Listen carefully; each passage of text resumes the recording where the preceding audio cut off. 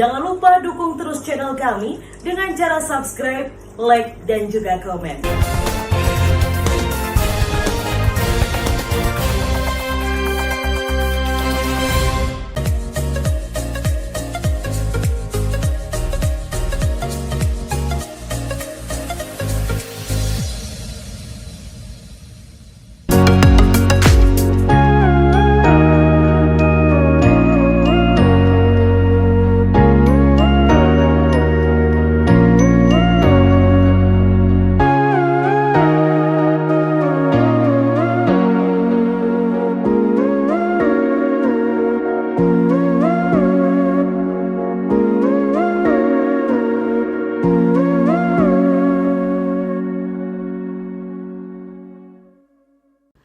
PLT Bupati Nganjuk Marhain Jumadi melakukan peletakan batu pertama sebagai tanda dimulainya pembangunan pedestrian tahap 2 koridor Jalan Ahmad Yani. Pembangunan ini direncanakan selesai pada akhir tahun ini, sehingga pada tahun depan masyarakat sudah dapat menikmati indahnya Jalan Ahmad Yani. PLT Bupati Nganjuk Marhain Jumadi mengharapkan dengan adanya pedestrian ini akan dapat meningkatkan geliat ekonomi masyarakat. Ditambahkan, ini akan menjadi ikon Nganjuk, sehingga dapat menarik masyarakat untuk berkunjung ke Nganjuk. Nah, yang unik kembali lagi satu areal ini nanti kan mulai dari sana ya, ini ada jembatan-jembatan ya. Mulai Plosa ini ada keunikan yang menarik. Terus kemudian di Blunggong, di Blunggong Timur, Blunggong Barat juga menarik. Terus kemudian ada Jaya Stamba, terus kemudian alun-alun dan seterusnya. Sebenarnya masih ada yang kurang. Kemarin kan seharusnya juga ada anggaran di Taman Nyawi ini, karena anggaran itu terserap oleh insentif nakes, akhirnya kan kita cut sehingga tidak bisa sempurna, hanya pedestrian saja. Itu pertumbuhan ekonomi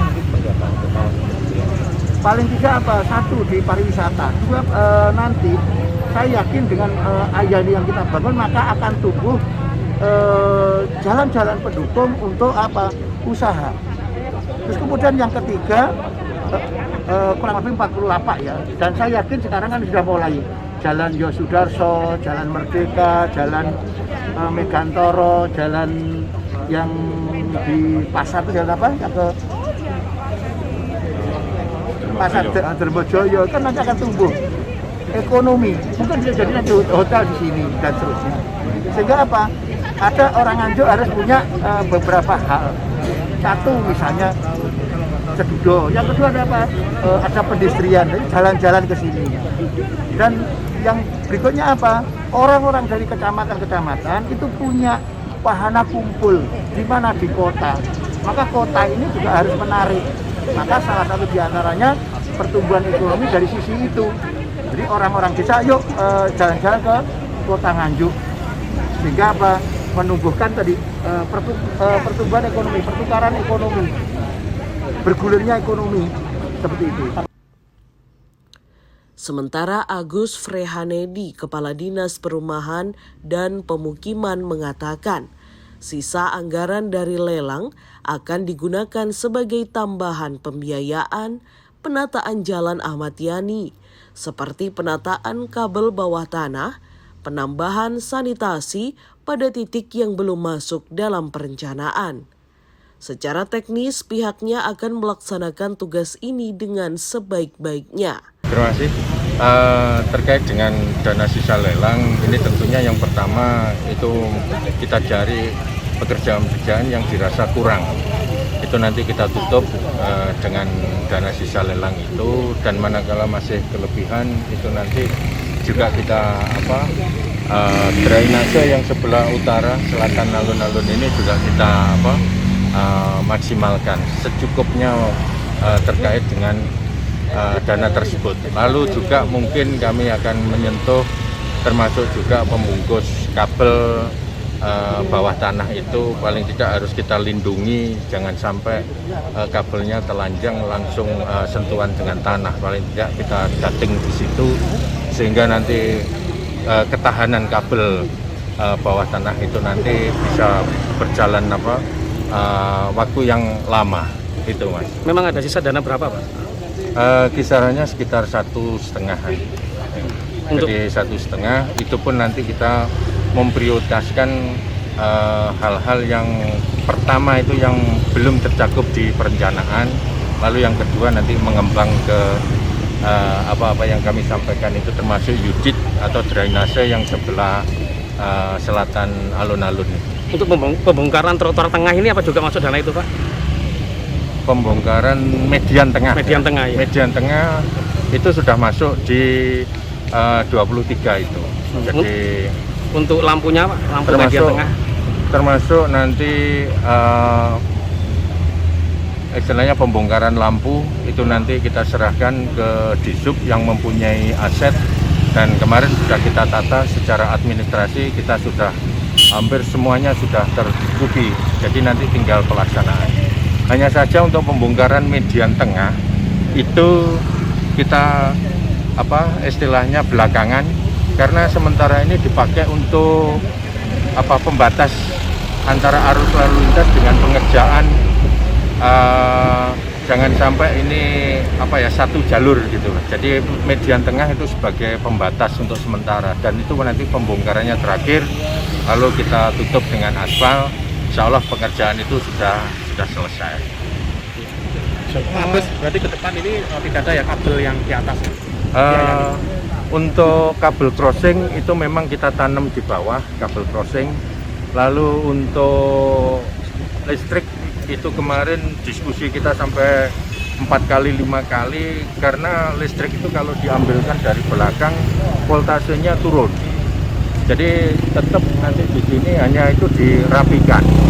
Tapi untuk Telkom semuanya turun kabel tanah. Jadi sudah tidak banyak kabel-kabel yang kelihatan semeliwer di sini.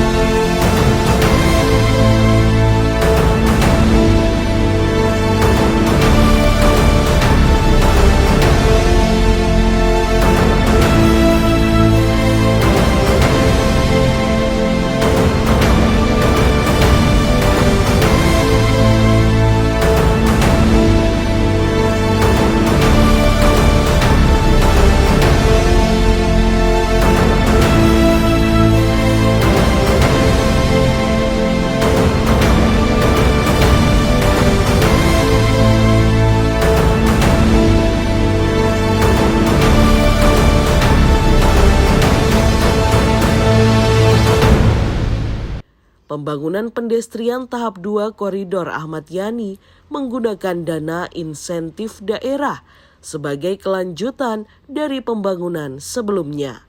Haryadi Suwandito, ENews TV.